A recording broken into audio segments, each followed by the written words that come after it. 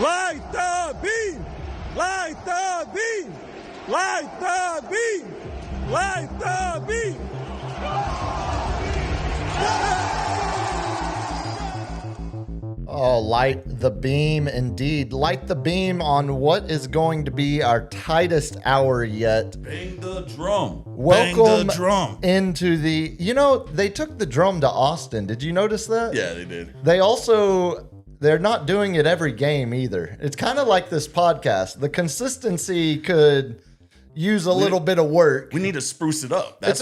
We want people eager to see the drum. It's a good foundational idea. It just might need some tightening and a little bit of A consistency. little pizzazz. Oh, welcome into the Wednesday night edition of the Sports Cave with Biggest Puma. I am once again your host, Sam Freeze, broadcasting live on YouTube, live to tape on audio here from the north side of San Antonio, where we find ourselves a nice round number, 50 days. 50.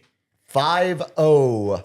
50 days away from the NFL draft, or at least from 50. I like the kick. the first round of the the stretch. NFL draft. That voice interrupting the intro once again is none other than Cap. What? Huh? Oh, and now you're silent? Okay. And of course, the man responsible for making sure we are on air is the greatness that is LG, the disembodied voice, the sometimes image of God in the darkness when the light doesn't work, LG. Now, I say we're doing our tightest hour yet, and I swear, if I Sphincter tight.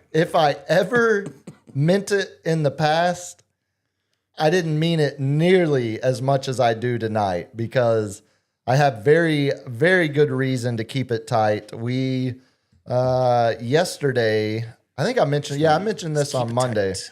Yesterday was the roommate's birthday.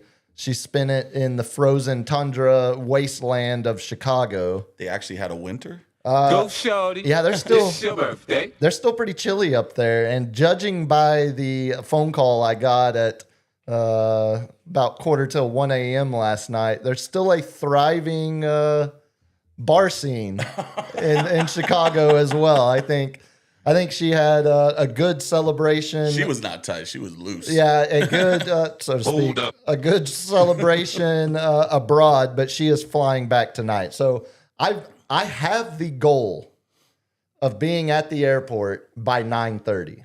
Do you always show up a little bit before, or you never make her wait? I mean, the Average. goal, Most of the time. the goal Half is the time. The goal is that, but if the Spurs are 3 minutes away from halftime, or I'm in the middle of a endurance race on Gran Turismo, or There's nothing worse than just waiting there and just looking up to see when the car is coming around, and you realize it's 20 minutes later and they haven't even left the house yet. so I'll add it even worse. She rarely checks baggage. So She's ready to go, she man. is out. Like as soon as that plane touches down, Yeah, that's me. I was like carry on only. I was like, I took 3 chones, 2 Yeah, shorts, it's 1 a shirt. dead sprint from the from the seat in the airplane to the curbside pickup. So I try. Tonight's going to be a real test I because don't think my wife ever made it on time. Like every once in a while, I'm like, I give out hope when I like text her when I'm landing, and we live on the north side, so it's real close to the airport.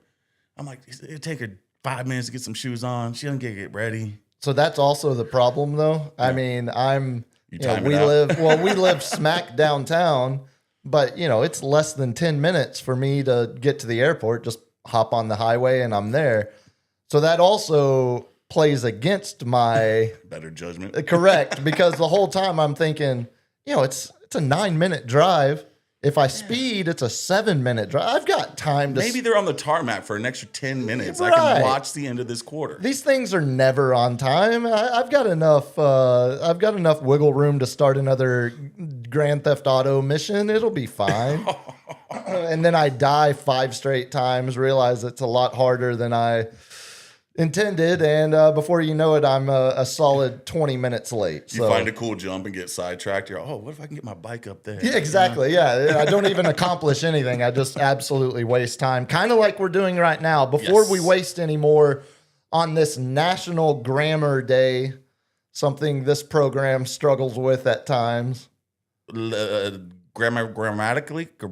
See, as I just said. That was grammatically correct. We will celebrate National Grammar Day / National Sons Day, which all three of us are welcome to celebrate, and even a little National Marching Music. Did either one of y'all ever? Maybe I'll call my kid if it's National Sons Day.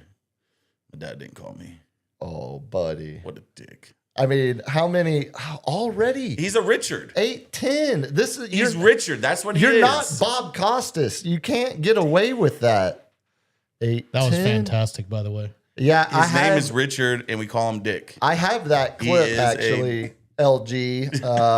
But with as much as we've been struck down by YouTube lately, I decided, and since we need to do a tight hour, I decided we didn't have time to hear Bob Costas talk about the two dicks that were formerly in charge. That's going to be cut in a weird way. NBC. Yeah, there's nothing worse than an announcer stopping down to acknowledge. Like, imagine.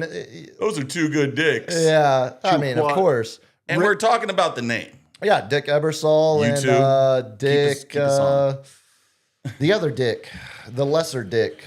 The lesser of the dicks. Yeah, I mean, if I remember one of the Dick's names, but can't remember the. It's another DE though. Anyway, it's not Duck. I'll know that for sure. We're gonna do what I watched. Got some Stars news to talk about. Watched that last night. We got Spurs notes to get to as well, because of course that's also what we watched last night. Good bounce back win up in Philly. And then depending on how much time we have, did you wear the hat last night? I sure did, sir. You were responsible for 39 of those. You put the doubt in my head. 39. You are responsible for that loss against the Knicks. Of those points in a 40-point win. If we have enough time, I want to talk some. You're welcome, Sam. NFL free agency, because we are finally getting, not only we saw a big trade with Trent McDuffie sent out earlier from KC to the Rams. We've got some news about who's getting cut. Yeah, I'm sure you love that. And then we'll close out lightning round. I did spend quite a bit, since the roommate was out of town, spent quite a bit of time last night watching my news quad box, watching all of the primary election result coverage. So we'll get into a little bit of that in the lightning round. And I'm going to do it again. I'm liking how this is going, because we can't get copyright strikes if we just talk about the events that happened on this day. So I've got another good list of this day in sports history we'll close out with. But before Cap says something that we have to edit out of the podcast LG, tell the good people how they can help support the program. Hit that subscribe button, please. Hit the like button. Hit the notification bell so we can blow up your emails when we go live. Where's our sweet what graphics? What else can we do? We can put the subscribe graphic up there if you want. There you go. Yeah, see, it looks like that. You can hit the super chat. You can hit the chat if you just want to chat. But if you want guaranteed red chat, throw some money in the tank. What else we got? Always helps. We got the wedding registry. Going up. We got the wedding registry in the description where you can purchase things. No, a Honda Civic is not on there, or whatever the hell Puma wants. No, we've removed the 93 Honda Accord Type R. Okay. Yeah. Type R. Accord. Yeah. Is that the type racing? It's a nice engine. Yeah. Yeah. Rice burner. Yeah. He can say that. Get the loud he can say that because he's Asian. Yeah. Well, I noticed, I went back and listened to the episode. I also, Monday when I was talking about that new Tokyo Extreme Racer game, I was listening to the episode and I immediately was like, LG will know. What's the name of the Tokyo Expressway? It's not because of ethnicity, because he travels. Right. He goes there. Right. But as soon as. But he sticks to the red light district. The Chateau or Shuto Expressway. The Shuto, exactly. And it's the club that was formed in the 80s and early 90s. Yeah. The racing club that would race the Shuto Expressway. Yep. Connects Yokohama and Chiba. It was known as the Midnight Club, which is why Why you y'all got making the up stuff, man? Americanized version of the game. Yeah, on the super chats, if you throw a super chat out there that's on topic, we'll get to it in the segment. Like Greg, happy birthday to the roommate. Oh, thank you, Greg. I will pass along your wishes. But she's not getting that super chat money, just so you know, Greg. Just we've got a YouTube list. got his hand out. LG's got his hand out. We've got a list of things we want to do for the show, spend that money on it. But if you throw something out there not on topic, we'll get to it before the lightning round. We're already 10 minutes in. Let's try to stay on schedule. We'll start, as always, on days that aren't after a weekend. Start with what I watched, what we all watched. I know this is going to kind of become Spurs notes, but I wanted to mention first, before we talk about the Spurs game last night, I talked a little bit last Thursday about the Stars. They were at that point playing in, that was the night in Vancouver. Old-time hockey? And they were trying to break the record. They had tied the record for most consecutive wins, and we ended up talking about the Pittsburgh Penguins when Mario Lemieux came back from cancer treatment, and they won 17 straight games. Well, since we last talked about the Dallas Stars, they have not only extended their 8-game win streak to 10, but they have done it in absolutely dominating fashion. Granted, they were on a Canadian 2-game road trip, Vancouver and Calgary. Both those teams are awful. Yeah. So, I mean, they did what was expected, but won in Vancouver 6-1, and then last night in Calgary, same score, 6-1. So track that. Puma says Canada sucks. Well, I mean, it's been a while since they've won a Stanley Cup on a game they invented. Although the guy who invented basketball was a Canadian, so he spent most of his time in America, invented the game in America. I mean, the Raptors won once. Canadian nonetheless. But yeah, 10 straight games now for the Stars. Is the American hockey, are they playing back now, or are they still out there doing the party road trip? Oh, no, they're all back. They're all back? Yeah, they're all right. Yeah, they were back. Seems like they took like an extra week off. I think that was just the extra week of media talking heads bitching or exulting, depending on which political leaning you. I think they find just yourself. were taking anything. They were on SNL, like, that liberal program They were on. I think they were run on. by reptiles. Weren't they on Fallon as well? Yeah, Yeah. they're on everything. I mean, as they should. I mean, how many? What percent?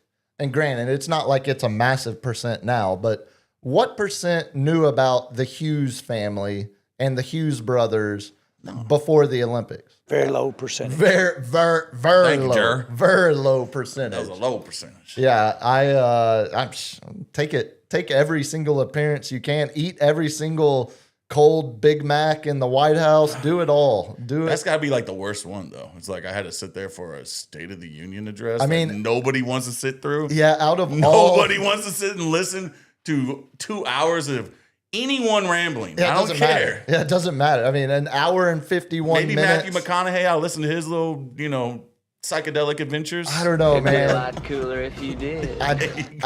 I'll just watch first season of True Detective if I need a prolonged Matthew McConaughey experience. But the other news from the Stars, they made a trade. We haven't talked about it a whole lot because we were focused on the NBA trade deadline.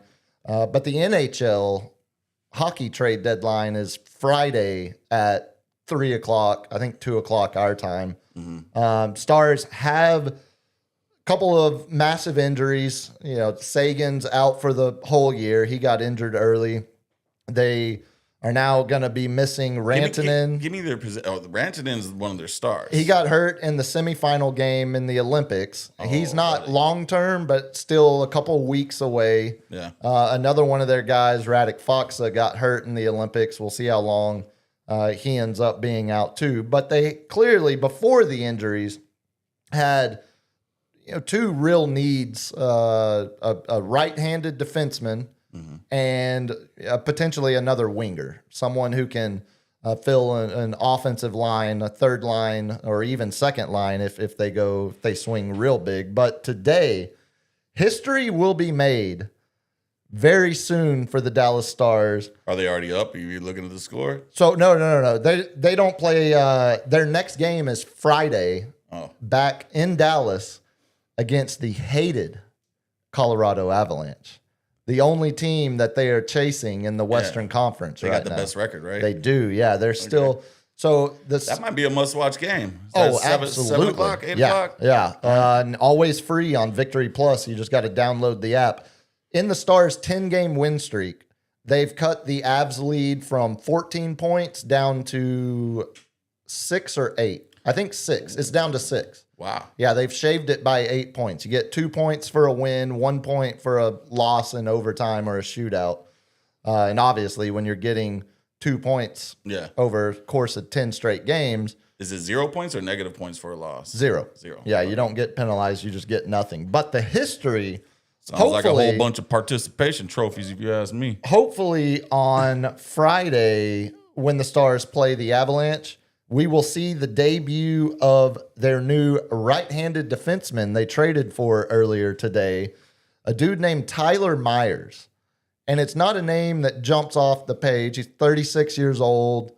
The Canucks were willing to move him so much that they retained 50% of his salary for this year and next year. Whoa. He was making $3 million a year, but for Dallas, it'll only be $1.5 million each of those years. So it's a good deal financially. Is he going to be a starter or come out like basically off the bench? He'll be the second line defensive pairing. You would think he's more of so he's 6'8". Jeez. Yeah. So he is Sounds like a defensive man. Exactly. Like, lay down and cover a lot of space. He's very, defensive-minded defenseman. You're not getting a lot of, or you're not expecting a lot of offensive, statistics, offensive performance out of him. But the history that will be made, as soon as he suits up for the Stars, he will be the first proper Texas-born player to ever play for the Dallas Stars. Oh, dang, man. Pretty random, That's right? Pretty random. Pretty What? crazy. He's even more random. How old are the Stars? Back in the 90s? Moved to Dallas in 93, 94. And they didn't have one Texan. No, never. The whole Dude, soccer. Hockey was nothing in the South in the early 90s. I mean, you weren't getting... That's more East Coast and Northern. Yeah, and you weren't. Midwest. More importantly, you weren't getting kids growing up playing it like they are now in baseball Texas. and football down here. Exactly. So Nowadays, soccer. the randomness only gets crazier because Tyler Myers' maternal half brother played the Spurs last night. It's Quentin Grimes, the guard for the Philadelphia 76ers. That's weird. It's a Houston family, kids from previous marriages or from different marriages, and they grew up good old American broken home. born in Houston. Tyler Myers and Quentin Grimes. Quentin Grimes ends up plays at the University of Houston before going to the NBA. And Tyler Myers really grew up in Calgary once the family split. But born in Houston, so we count him. He will be the first actual Texan to play for the Dallas Stars. I mean, how long did he grow up here? Like, is it like me where I lived in Oklahoma for 2 years when I don't remember? Or no, grew up it was most of my life the rest of my life in Texas. I want to say, well, that's why. Do I call myself an Oklahomian? Look, Not the really. worst thing about you is not that you're a Yankee or a Niner fan. It's the fact that you are an Oklahoman. I'm a Stillwater. That's the OSU, not those damn Sooners. That's better. That's better. I don't root for them Gaylords. Yeah, that's better at least. I'd like to check your family history, see what y'all were doing in Tulsa in the 1920s. We were a military family. Just like double check there was no involvement in the issues in Tulsa at the Oh time. no. Okay. Yeah, nah. I mean, some of my grandparents. I was about to say. You never know. I was same here. You never That know. family tree, the more you learn, the They more. grew up like they grew up. But no, my mom was actually born crazy on the 4th of July in Washington, D.C. She's like the ultimate America baby. Yeah, that's pretty apple pie patriot right She ended there. up becoming a big hippie and then went totally conservative.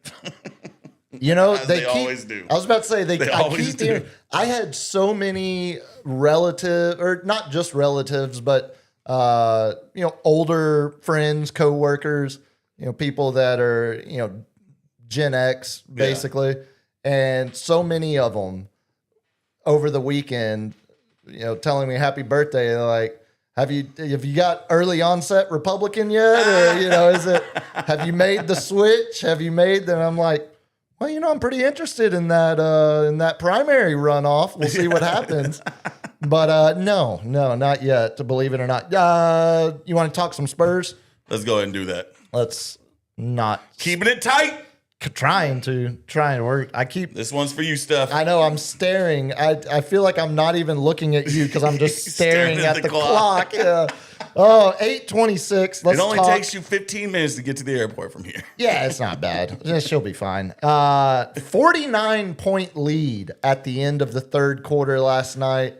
What a shellacking, man. What a response. And I Yeah. was talking yesterday on the No radio. love? No love for that? On the radio show with Andy, the hardest game, or the game that ends up being the biggest trap on a road trip, is always the last one. Yeah. I mean, you're already thinking about cooking dinner in your own kitchen, sleeping in your own bed, sitting on your couch, Getting some of that pizza. getting the best the marital pizza bed, in you know? town. You're sometimes you have a propensity to mentally be in a different location than where you're physically playing the game. And buddy, after I think that happened in New York. that's what I was going to Champagne say. went out, brought all the teammates out with his friends. They tore up Brooklyn, and then they're like, "Oh crap, we got to play the Knicks." Yeah, it resulted in a 131-91 victory by the end of it last night. Like I said, 49-point lead after the third quarter when Devin Vassell just went full predator mode. Yeah, that straight up pull up Heat-seeking. from like God, eight, that was so 8 feet behind the three. It was closer to half court. It was so nasty. So I got a question. Wemby only played for 24 minutes last night. Is that a knock? It counts as an exception. It's one of because it was such a blowout. It doesn't. Well, it's because it's within 3 minutes, I think is the rule. Oh, okay. If it's within 3 minutes, then it can be appealed and then the league will say, yeah, clearly it was a blowout, so this we doesn't were up by count. 40, 50 points Right. at times. And I think you get like 3 appeals from the league on those. It's also, Yeah. we've created rules to make it so complicated. But yeah, that one won't count. I don't believe it'll count towards his ledger. I'm sure they know a of lot more missed about that because games. they would have kept him in for 2 more minutes. You would think, especially, even more so on a night where Wemby only has 10 points, but arguably impacted the game the craziest more stat than line anybody. ever. It was like 8 before the half. It was like 8, 5, 5, 5, and 5 or something like that. He ends with Those lotto numbers, man. ends with 8 boards to go along with the 10 points. But I say, the impact that he has on games, watching guys, watching Champagny, watching Vassell, watching who's the other one that went off last night from 3? There was another Carter decent- Bryant. Carter Bryant. Yeah, 3 for 6 on threes. Seeing those guys get the wide open looks that they get when Vic rolls to the hoop, that's just as good. Like Vic was directly responsible for 30 points. Their passing was crisp too. Like, when they were just passing around the horn, it was no low passes, high passes. It was right in the money to get them in rhythm for shooting. And they just sat there and just wore them out defensively, but I got scared in the first when I started seeing them. We got out to the good lead, but then they started coming back, and I was like, "Oh man, this reminds me of the Knicks game." But I'm like, "There's no way they can sustain this." And lo and behold, somebody got up and just put a foot on the booty, the foot on the booty. Foot. I can't say foot in the because that's. National Grammar Day. I'm trying to keep it FCC compliant, man. That's where you get into trouble. Yeah. I have the official update. We have boarded the plane in Houston, so we're keeping it really tight now because there's no delays over there. Yeah, I think watching that game last night with the perspective of the disappointment Sunday afternoon in New York. Despite Embiid being out, despite Kelly Oubre being a late scratch because of illness, obviously Paul George has the PED suspension. And then VJ Edgecombe falls flat on his back on the dunk attempt and gets hurt. No, that was a 3-point attempt. That was a 3-point attempt. He came up behind him, grabbed the ball, and if he didn't body block him just a little bit, he pulled him back. Okay. Yeah, that was on a 3-pointer right at the end of the half. That's right. Yeah, because then he shot the free throws and didn't come back. That's right. Mm-hmm. All of that, all of what was missing for the 76ers, I still love the mental response from the Spurs to close out the road trip. Now, what was it? 8-1 total record on the rodeo road trip. If you count the Austin games as part of that, which it's still a road game in a lot of ways. But outside of that Knicks game, what a February. They sweep all of the monthly awards. First time since 1982-83. Third time since 82-83. So, Coach of the Month, First time Rookie of the Month, ever in the Western Conference. Player of you the had month, Defender of the Month, Rookie Dylan Harper, Rookie of the Month, Mitch Johnson, Coach of the Month, Wemby, Player of the Month, and then I didn't realize Defensive Player of the Month had only been around for 2 seasons. Yeah. And so, but still, if you just count all of them without the Defensive Player of the Month, it's the third time since 1983 and the first time ever a Western Conference team has swept all of those awards. Wow. Right. So that was the first time ever for a Western Conference. The only previous instances, 07, the Raptors. Now, this is a funny list. Chris Bosh, still a Raptor. Yeah. Player of the Month. Sam Mitchell, Raptors coach of the month. And former number 1 overall pick, Tracy McGrady? Andrea Bargnani. Oh, Andrea. Rookie of the year. And then the other one was actually the Knicks in 2013. Melo. Chris Copeland was your Rookie of the Month. Okay. A guy that would be out of the league within a matter of months. And then Mike Woodson was the Coach of the Month back then. So Spurs being rewarded for the great month of February, the great road trip. Yeah, but there was Andy brought up something on the radio show today. One of the San Antonio media guys asked Dylan Harper after the game last night, how's it feel to finish the rodeo road trip? How's it feel to know what was your biggest takeaway? You're going back home. Yeah, you're getting, it's time to go home. And he said, we need that new arena. Yeah. Because as soon as the new arena's here, Frost and Freeman are all rodeo. So there is no more rodeo road trip. Now, do they say that as our arena's outdated, or is he just tired of the rodeo he says that we need to not. He was saying it it's seemingly as a nod to, I don't like being on the road that long. And as soon as the arena's exactly. As soon as the arena's built, we won't be doing this anymore, which made me think, will there be a year in the future where we all kind of collectively realize the value of the rodeo road trip as far as team building, culture building, morale, you're going with these guys, traveling hotel to hotel for the next month. Feels like that would build some mental toughness of being on the road for a straight month. Yeah, you got to put up with these guys. Right. And I can feel like both sides of the argument. It's a disadvantage to the Spurs because no other team has to do it. It's the longest road trip every single year for any team in the league. All of the obvious reasons that you would say it's a net negative.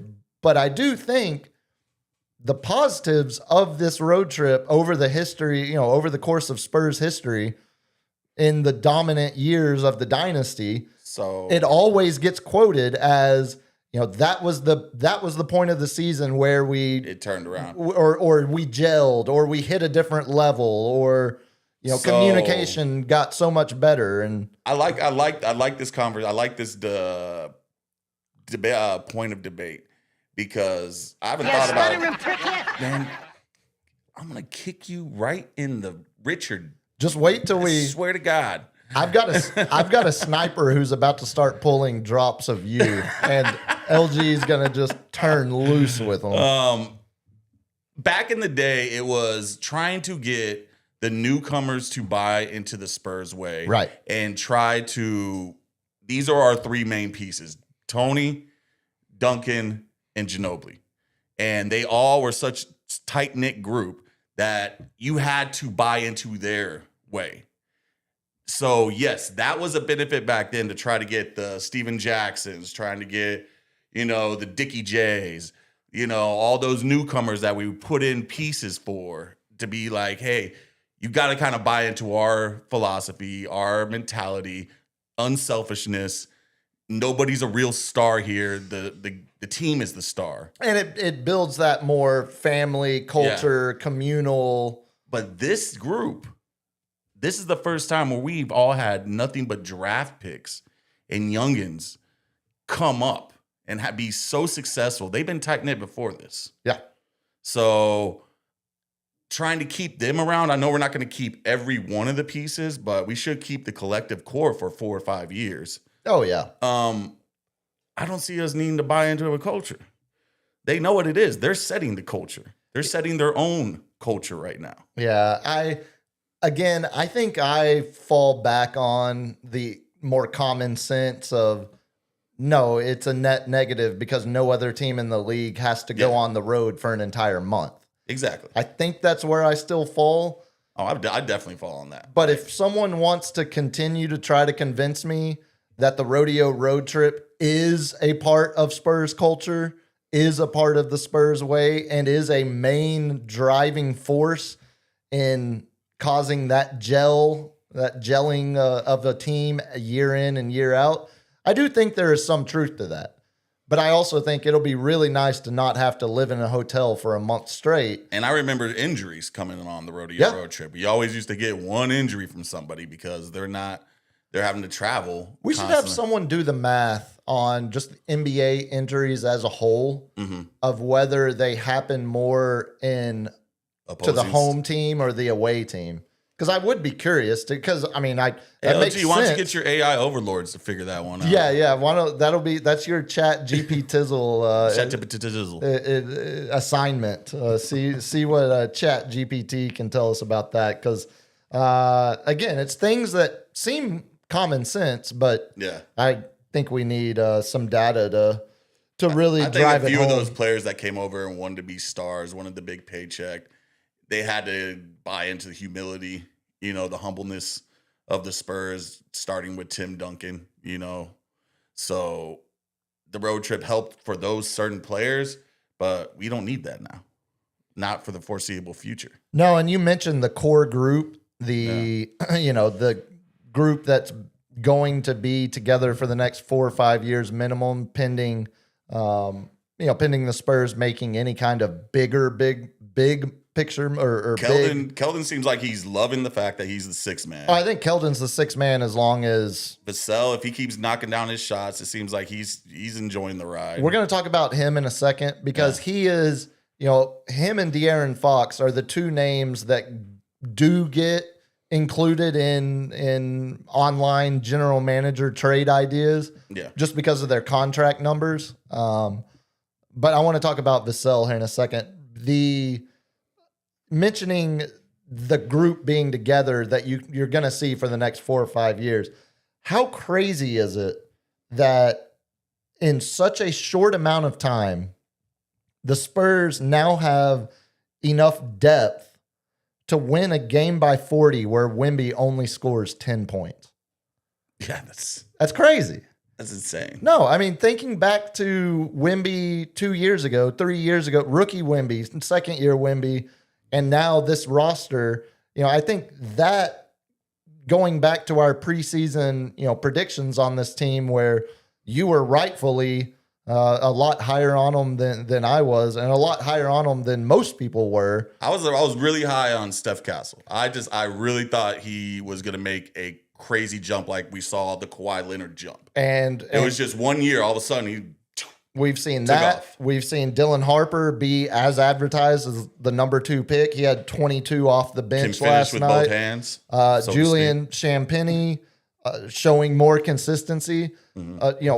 Specifically those 3 guys, I think go a long, long, long way to providing this team with depth that, again, going back to, I love Steph Castle before the season. Mm-hmm. I think the leap I didn't see him making or didn't expect him to make as much was the defensive leap that he has become. And Champagny, always loved the player, but it was the inconsistency that drove me crazy. So who do you have as the top 5 defenders in the league right now? Wemby, Jaylen Brown. I'm putting Steph in there. Steph? Oh, Steph Castle. Yeah, Okay, I was about to say. Come on. Not 40-year-old I want to see what the odds are on defensive player of the year. I think old buddy that's the blocker for the Knicks. Yeah, I don't think he plays enough minutes. Mitchell Robinson. No, I'm talking about the Adabudu, the African name one. Abongiai?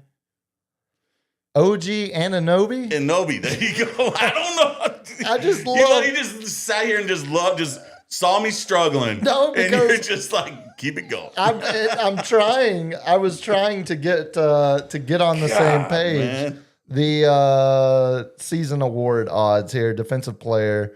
Obviously, Evan Mobley, another name that pops up, but I don't think is getting nearly the same.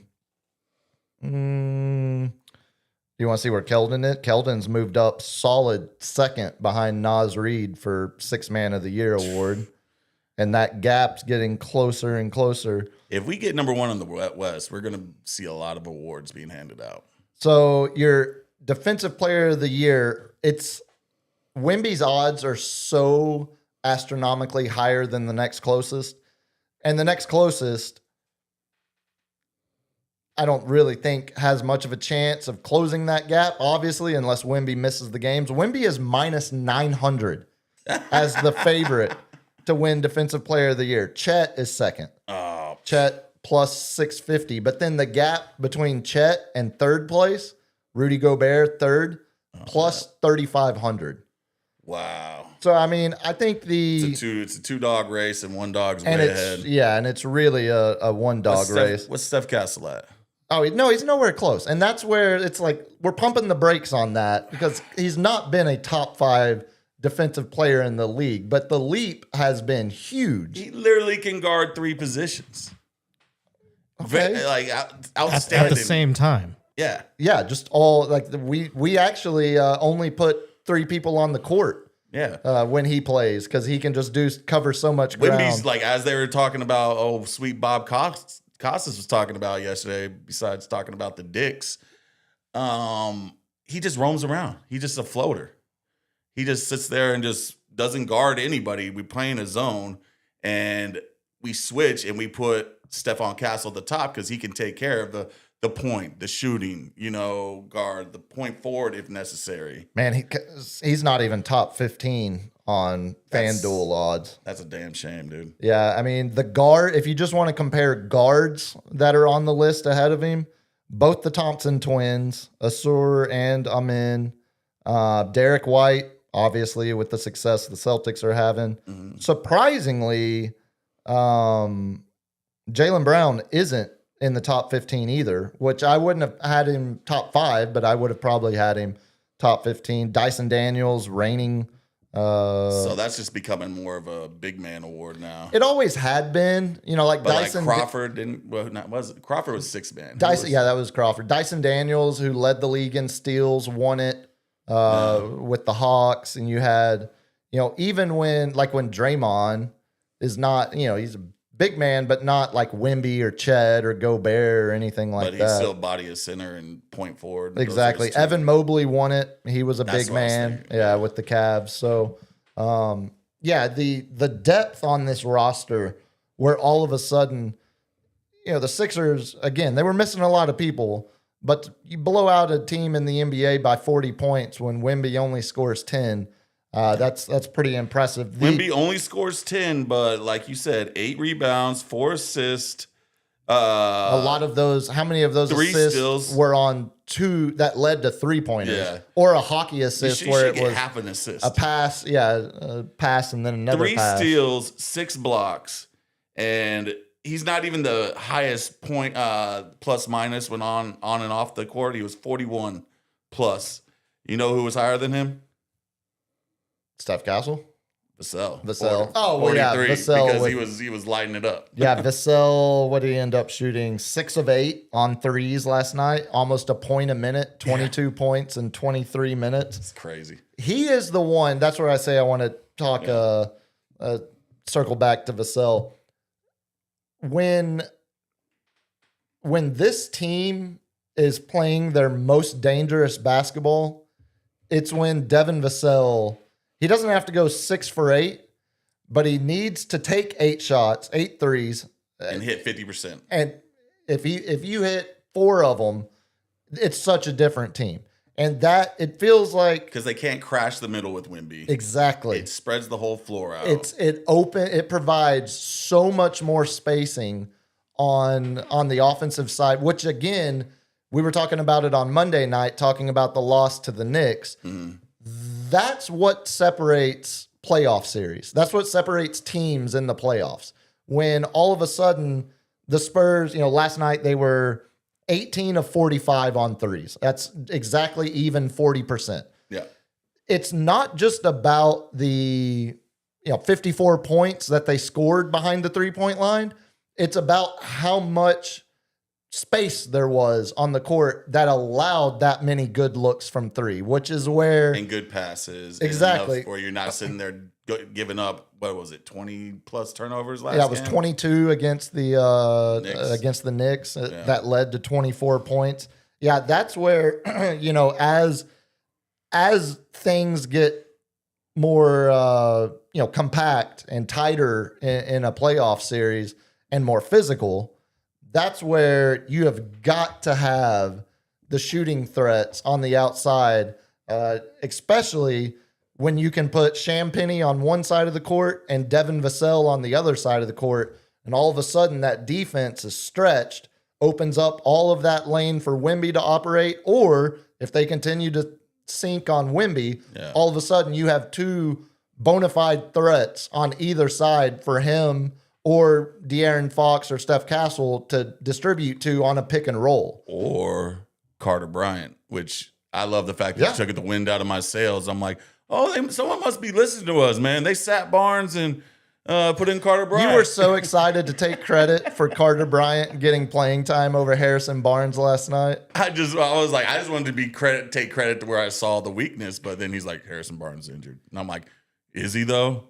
Is he? What was it? 364. Oh, he was an Iron Man. He was second among active players. Yeah. Until last night. Yeah, It was the Knicks guy. Sore left ankle. The leader still, I think it's Miles Bridges actually, which is funny because he had the suspension, but it doesn't count towards his active game streak. That's horse.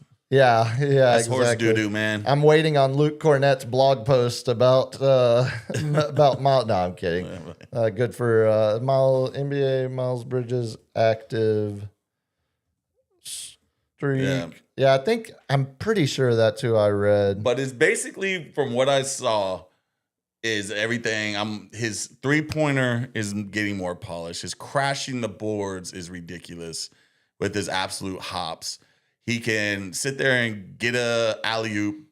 He can pass an alley-oop. His defense, is top notch.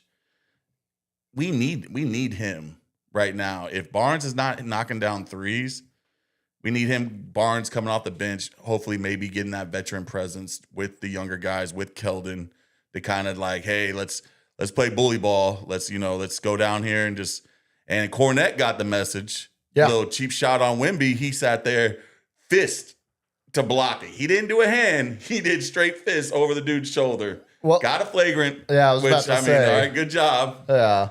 But that was all ball. I'm just saying. But you can't swing through someone. It's good to see a response, though. Yeah. He got tired of all the razzing about Magic City Monday. We were talking about Bob Costas being back on the mic. How did y'all actually get to listen to the game? I stayed home and listened to it. Okay. All. Yeah. I loved every minute of it. Dude, it was so great. I'm such a sucker for Costas. Like I felt, and when they changed the graphics to make it look like it was 90, what's it called, LG? The old televisions. The Chiron?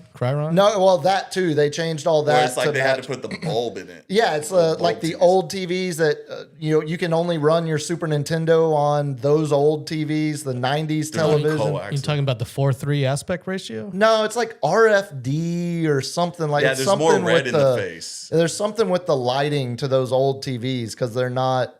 They're not. Yeah, everything had like a reddish tint to it. Yeah, it was. I loved it. I mean, obviously having Doug Collins and the czar of the telestrator, Mike Fratello, And PJ. telling old war stories. PJ looking old, man. Yeah, they're all looking Except for old. Bob. Bob looks younger for some reason. Yeah, I think it's adrenochrome. If you ever need, old baby fetuses. yeah, if you ever need the best adrenochrome, I bet Costas knows a guy. But this fun fact came out after the game last night. So Julian Champagny scored the first basket of the game last night. Mm-hmm. So that was Bob Costas's first play-by-play call of an NBA basket since the first round of the 2002 playoffs. Yeah.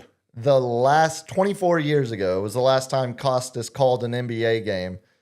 The last bucket of that game in 2002 was scored by Mexican legend, Maverick at the time, Eduardo Nájera. Nájera. That's right. San Antonio's own. That's right. Yeah, he went to the Christian Academy here, the high Nice. school, Christian private school. Yeah, he before he went to Oklahoma.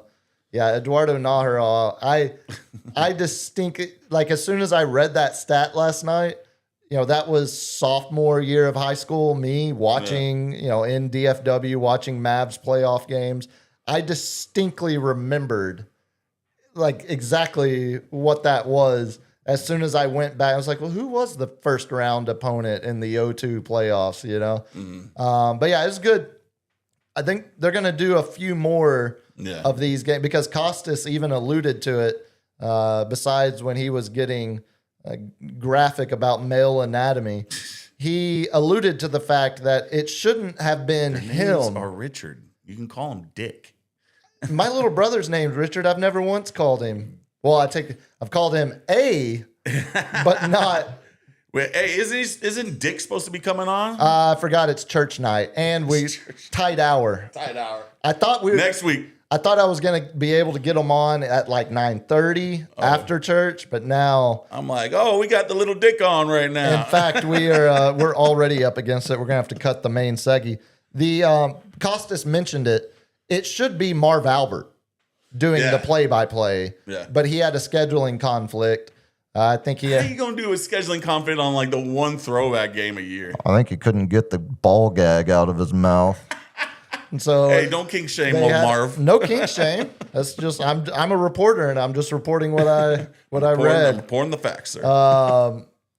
Yeah, Costas said it should be him doing the hosting duties and Marv Albert doing the play-by-play. So hopefully And Ahmad Rashad instead of Isaiah. That's right. Exactly. The great Ahmad Rashad, who also had a scheduling Didn't conflict Isaiah last just night. looked like he had he just had like a mean mug on his face. I think that's just who Isaiah's. I think that's just where he's at this point. I He's think like, I'm tired of getting drugged through the mud by Jordan. pretty much Should have been on the dream team. by Jordan, by Magic, by anyone not named Bill Lambier, basically, or It Joe was Lambeer. Dumars. It wasn't me, man. Yeah, I know I said it on Monday, and I'll say it again here. The NBA going back to NBC is one of the best moves the league has made broadcast wise in I like the fact decades. if ESPN didn't pick up the whole inside the NBA crew, I would have been pissed. Well, see, and even But that now just that proves, they picked them all up, I'm like, okay. but they don't give them any time. That just Yeah. proves how bad of a media partner ESPN is, unless you're the Let's get NFL. Scott Van Pelt on it. No, keep it on inside the NBA. Like that was If you're the they're NFL, Emmy Award winners. You get as much time for your post-game shows. You get to broadcast your NFL Yeah. live show whenever you want. It's all NFL, which I understand. It's where the money's at. But the one thing NBA broadcasting does correctly and has shown to be the highest, most Yeah. elite of the content Critically for acclaimed. 30 years, Emmy Award winning, Yeah. with the same crew basically all of those years. It's inside the NBA, and they are lucky to get 25 to 28 minutes Yeah. for a post game show. And it would be like if we tried to do this show as a tight hour every time. Yeah. It's just I already feel rushed. I'm looking at the sheet. I was like, well, Yeah. we had a great You're over here twitchy. You're more twitchy than me today. We had a great bit, but we're just gonna have to cut it because we got to hear Scott Van Pelt tell us about the Someone's gonna be golf waiting at the league. airport. Or maybe Thanks, Steph. we have Trent McDuffie live from LA, but we don't have time to get to him. Yeah, I all in all, a great finish to the road trip. A 8-1 overall road trip. Back-to-back games tomorrow night against Friday. Detroit. Yeah, this is Great. we got great matchup. basketball coming up for the next week and a half. Friday against the Clippers, and it's an 8:30, which really means 8:45 start time here locally. So get good and lit before you go to the game, and then Sunday I'll be in the house watching. At least I think I still have a ticket. I need to double check that. Someone threw it out there as a birthday, like, "Hey, I got tickets for the game Sunday. It's a birthday." I need to follow up now that I mean, what kind of tickets we talking about? Charter level? Because what's up? There's two people this show. I think we're. Oh, was it your birthday? There's two people to this show. Oh no! And I'm sorry. I apologize, LG. I view. There's three people to this show. Nah, LG doesn't get one, man. He's been killing me today.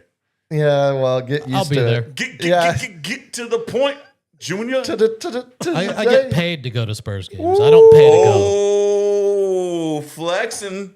Mr. Flex over here. On that note, Lightning round. hit me, LG. Let's get out of here. Do you have anything for lightning round? I got one. Okay. You want me to go ahead and do it? Well, you want to go first, or I can talk about. I want to talk some of the primary election results. Okay. Okay, we'll do those first. So the big race everyone was looking at, obviously, the Senate primaries, the Tallarico versus Crockett, Cornyn versus Paxton. And it's Tallarico. I didn't think he was going to make it because he was double digits before yesterday. it was tight. Well, I mean, if again, As they said, yeah. polling. Tallarico's people were confident throughout the run that the polls that it was a lot tighter than it was. And Yeah. it turns out they might have even underestimated their own support based on the final results. I will say he didn't run as strong as I would have expected here in San Antonio. Obviously, Crockett is Dallas, born Dallas hub. That's her constituents. That's her congressional seat. So she did really well in Dallas. She did really well in Houston. And then Tallarico, Austin guy, Round Rock, born and raised, or claims Round Rock as a home.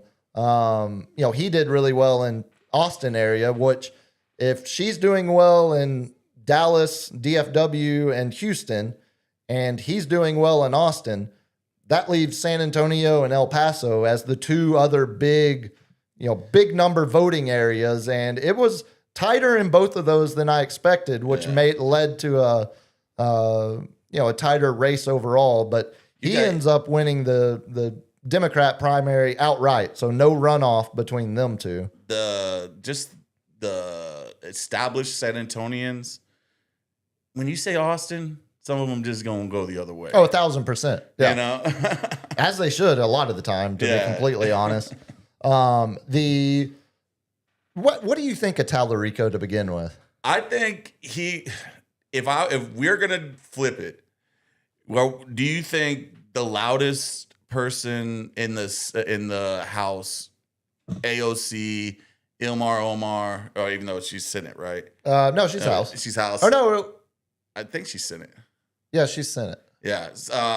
But you got the squad and stuff like that. And Jasmine Crockett was basically getting lumped in there because she would sit there and call Marjorie Taylor Greene and Lauren Boebert, your big. Your No, flat Omar's face. House. She's a rep. Yeah. She's a rep. Okay. Yeah. So I didn't think that was gonna fly if we wanted to have a real chance of unseating a Republican. I think Tallarico. You speak of as a party, as a member of the Dude, party. I don't like the fact that women don't have a choice to get abortions. I'm Sure. sorry. You don't have to explain your I'm dying on that hill because if you tell me to do something when I want to do it, you're catching hands, man. I would just suggest, and I'm a feminist. If you're I'm gonna do the same thing for you as you do for me.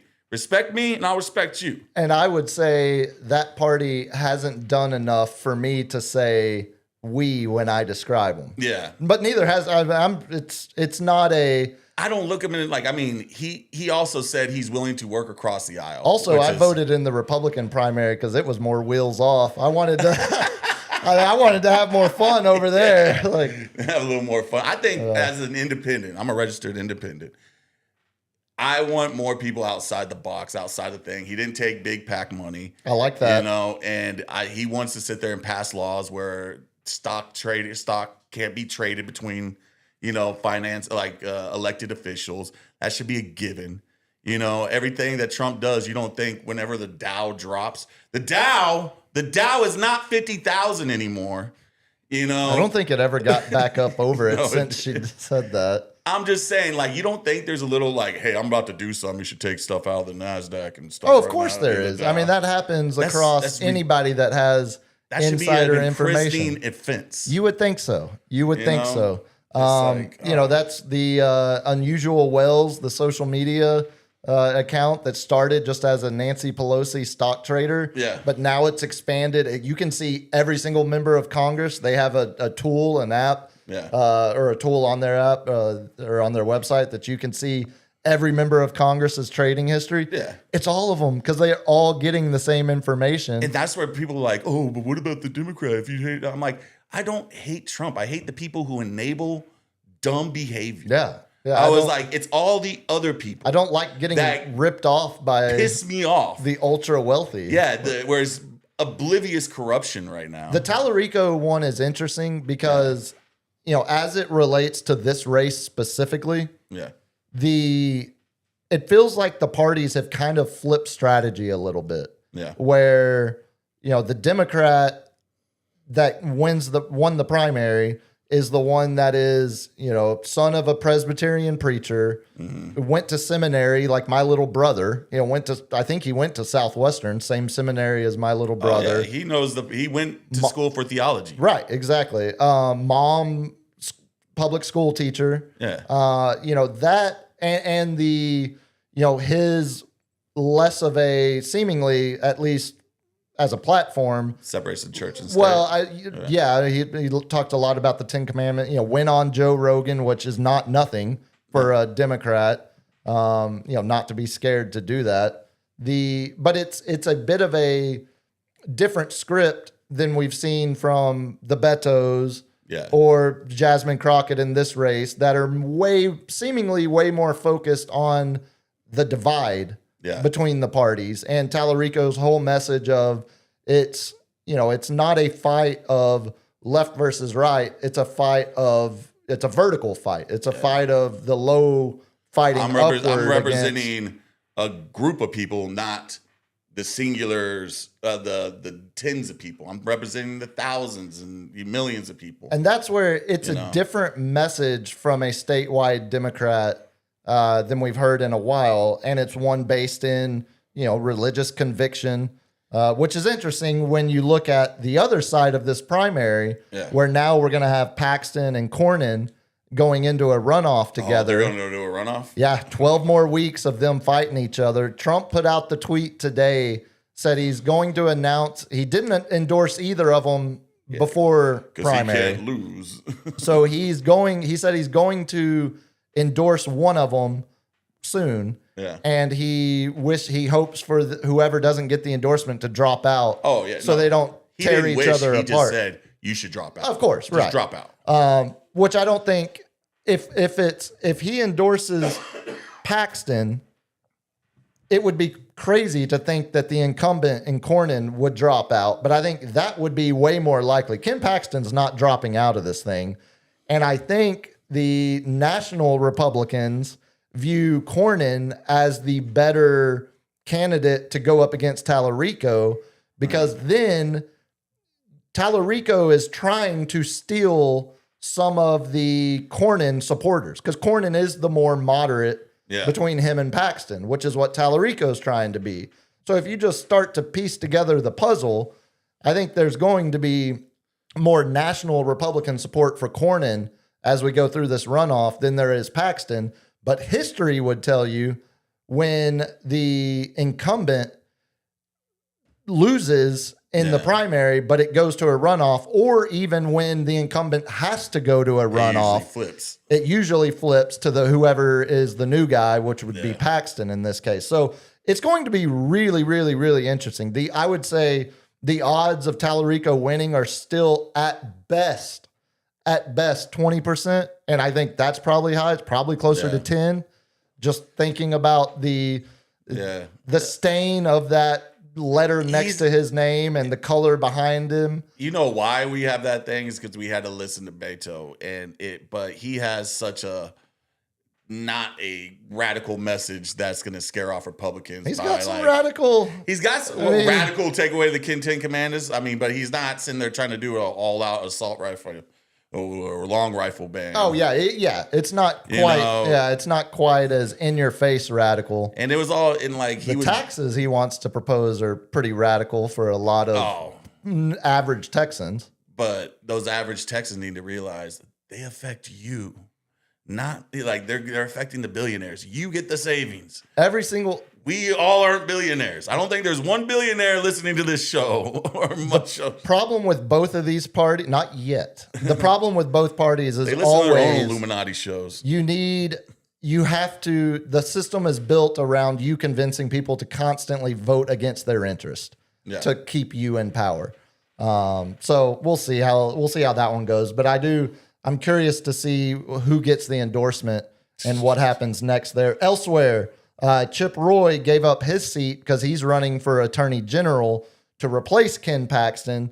I think he made the runoff, but he didn't win last night. He was second behind Mays Middleton, the guy that was running. But they're headed to a runoff. But more importantly, the Republican that won the primary to replace Chip Roy, which is right here, northern San Antonio. Yeah.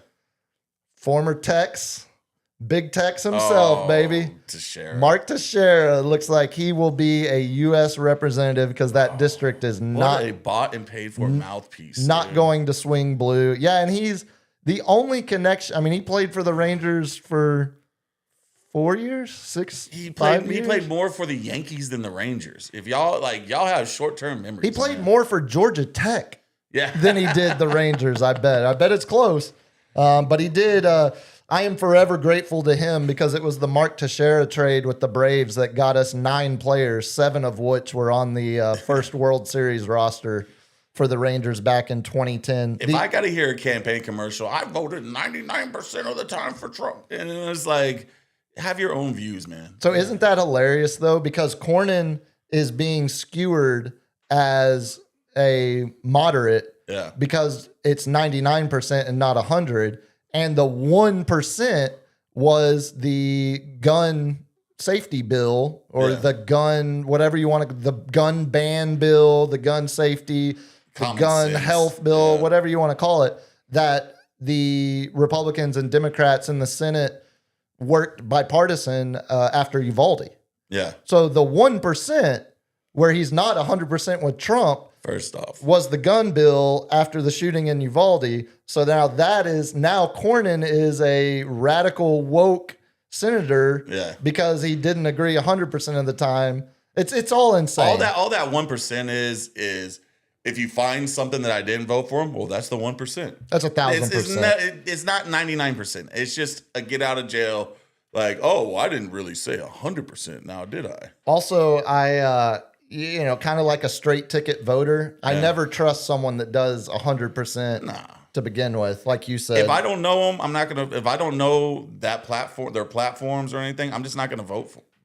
Elsewhere across the state, we lost one of our bigger, or at least well-known representatives, Mr. Eye Patch himself, Dan Crenshaw, lost his primary, not even going to a runoff. Another guy that was pegged as too moderate. Yeah, dude, For we the- work too for the much MAGA with the movement. Democrats. You know, Yeah, he God gets, forbid you work together. He gets ousted by Steve Toth. Bye, Felicia. One of the funniest stories. So right now, did you see the guy at the State of the Union that was wearing the MAGA tie that he was trying to get Trump to sign? So that guy's name is Troy Niels. He is not running for re-election. His identical twin brother Oh God, won the Republican primary last night, and that is a district that is not going to flip blue. So Troy Niels will be replaced in Congress by his identical twin brother, Trevor Niels, and it'll be the first time in American history it's ever happened. what is this, Freaky Friday, dude? And we have the best state ever. Only in Texas. God. Only in Texas politics. Let's go with is- the identical one, Dude, Texas politics, like I love this kind of crap almost as much as I love sports. Only other one I had for you, local or two more. Mayor Ron, formerly Mayor Ron, after his sneak attack against Peter Sakai in the judges race, he beats our sitting judge, Peter Sakai, in the Nuremberg. Democrat primary. Yeah, he's Make it legal, Ron. Ron's got high aspirations, and no one's going to get in his way. He looks like he will cruise to be our new judge. And then this race got really interesting last week when the text messages between Gonzalez and his former staffer that he was having an affair with, the one that ended up self-immolating Yeah. in her own house and passing away. That And his staffer came out and was like, I had to be the go-between between all this stuff, and just gave out all the dirty laundry. exactly. So we'll see how this story plays out. But the gun guy, Brandon Herrera, he's going to be in a runoff with Tony Gonzalez. And I heard Tony Gonzalez doing an interview on Joe Pags earlier today, and he didn't handle that interview very well. And I think kind of like we were talking about how if an incumbent goes into a runoff, it's usually Flipped. the new guy that flips it. I think Brandon Herrera flips that district, and we see that result in the runoff. So yeah, Oh, you Great- almost great got night that of we quad. there, buddy. great night. Oh well, we as the collective Texan. That's the we. clip. Yeah. Hit me, LG. I'm wearing an At the Drive-In shirt. This is Beto's childhood friends in El Paso. Oh, buddy. I just because we didn't do the main segment, just a couple trades. You know, LA gets richer. They just hate their first round picks. Did you see the stat? Yeah. So they drafted Jared Goff 1-1, first Yeah. overall pick in 2017. Since that pick, No other first round.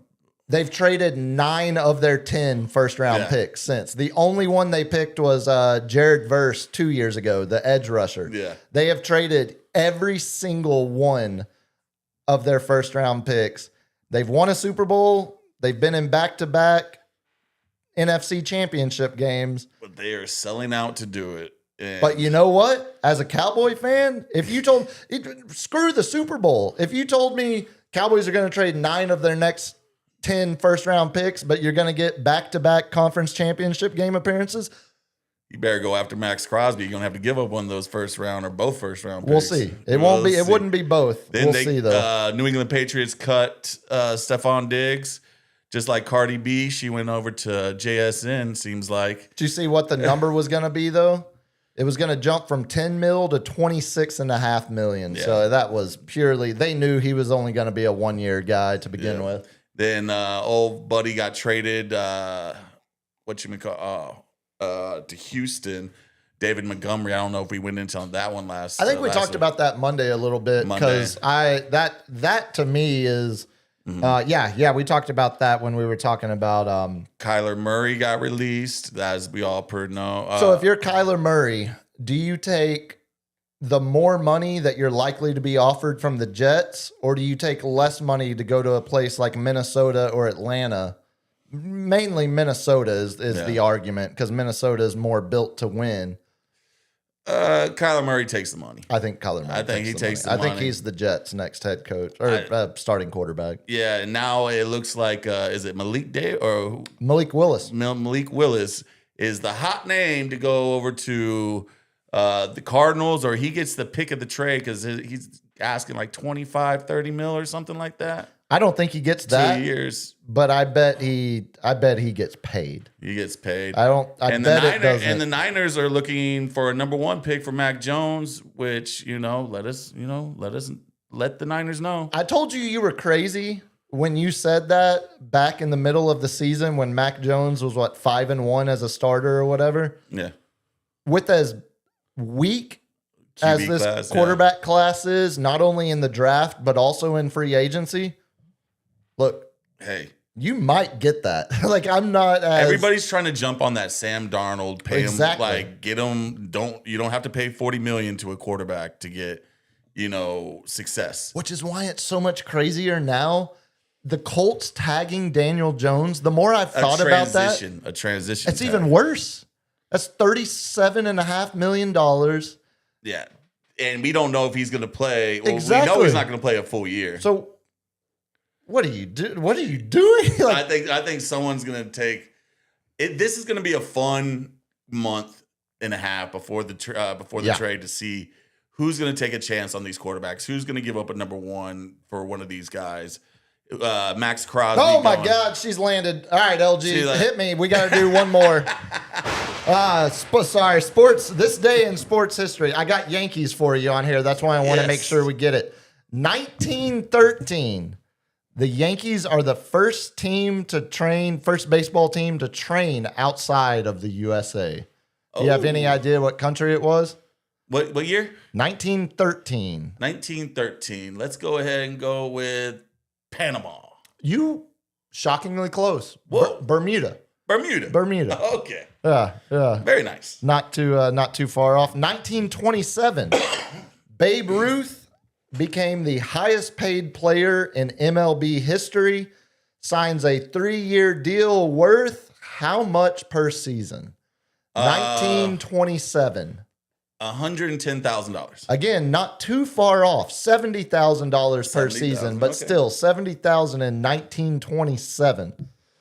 Sticking with some of our hockey history that we've been talking about, 1941, Chicago Blackhawks goaltender Sam Lepresti faces an NHL record 83 shots in a 3-2 loss to the Bruins. God, so He stopped So 80 of 83 shots. you gotta look at your team and be like, "What are you doing to me, man?" And let me remind you, that's 1941, Yeah. about 40 years before a goalie ever started wearing A mask. A mask. That's just a guy standing there, Just taking pucks to the face. just taking pucks to the body, to everything. 1993, the first ESPY Awards aired. I forgot it was so early. Well, that's not early for you. You were like 7 or 8. I was 7, but Yeah. when I think of the ESPYs, I don't remember the ESPYs until I was like, ESPN was only on for like a 14. decade before then. right. Yeah. Like I think of the ESPYs more as, late 90s, early 2000s. Birthdays, well, we'll hit a death day first. Earlier today, Lou Holtz passes away. 1988 national championship. Born on this day in 1888 in Voss, Norway. Hall of Fame coach, winner of the 1924, 1929, and 1930 national championship. Newt Rockne. Newt Rockne, A name that just rolls off the tongue. career record of 105, 12, and 5. The first superstar head coach at Notre Dame. Also born on this day, Gil Brandt, the architect of the Tom Landry Cowboys. The guy who, when, what was the quarterback? Dwayne Haskins. When Dwayne Haskins passed away in the weird car accident, but he got out of the car and got hit by a car. Yeah, he was walking across the road. He was walking across a highway. Gil Brandt, unfortunately, on a NFL conference call said, Dwayne Haskins was a kid who was just living his life waiting to die or something like that. Yeah, not the best. Also born on, but great. Love what you did for the Cowboys of my my grandparents and parents' generation. 1982, American soccer legend Landon Donovan, born in California. 1990, American basketball forward. Oh, wait. How do I not have the name? Well, just know in 1990, There was a basketball forward born. yeah, and well, let's piece this together. He won championships. He won an NBA championship in 2015, 27. Oh, I know it. 2015, 2017, 2018, and 2022. 4-time NBA All-Star, NBA Defensive Player of the Year in 2017. 2 Olympic gold medals. Born in 1990, so he's 36. Was it Dwight? Draymond. Draymond. That's Draymond Draymond Green's Green. resume. The Could've the left man without who that hit a drive to deep right center, or is it left center? Left field, a drive deep at left field. As there's a drive in a deep left field by Castellanos, it will be a home run. 1992, Nick Castellanos, born and eventually would give us one of the greatest media meltdown moments in history, as Thom Brenneman apologizes for calling Kansas City a I bad don't know if I'm word. going to be putting on this headset again. Well, Tom, rest easily, because you did end up putting on that headset again, and I'm you're always back, for a redemption story. back calling ACC football. And then finally, last one. On this day in 1938, Jack Taylor died. And immediately, that name doesn't mean a whole lot to anybody. He died in 1938. He was already 68 years old in 1938. So we're talking born in 1870. Okay. He was an American baseball pitcher. He won a World Series in 1907, was the National League ERA leader in 1902 for the Chicago Cubs. But at the time of his death, most importantly, he had the MLB record for consecutive complete games. Wow. Guess what that number was? Consecutive complete. 36. Bump that up a little bit. 68. Bump that up a little bit. 114. Bump that up a little bit. 213. Okay, a little further down. 180. 187. God. 100 187? on a 187 on a 187 consecutive games started that were complete games. Blood out. It was a different sport. Flat out. Different sport. LG, I got to get to the airport. Get us out of here. Cap, tell the good people how to get a hold of you and the program. We get a hold of me at the Captain's Chair 210 on Insta and Twitter, and you can get a hold of sportscavelive.everything.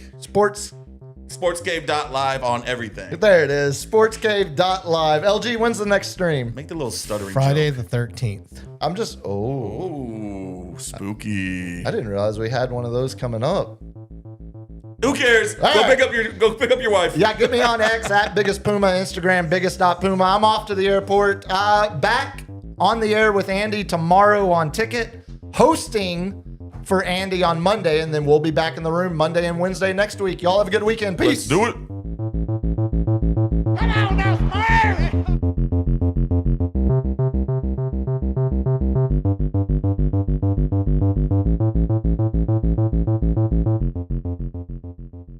Kids, what do we say about drugs? Only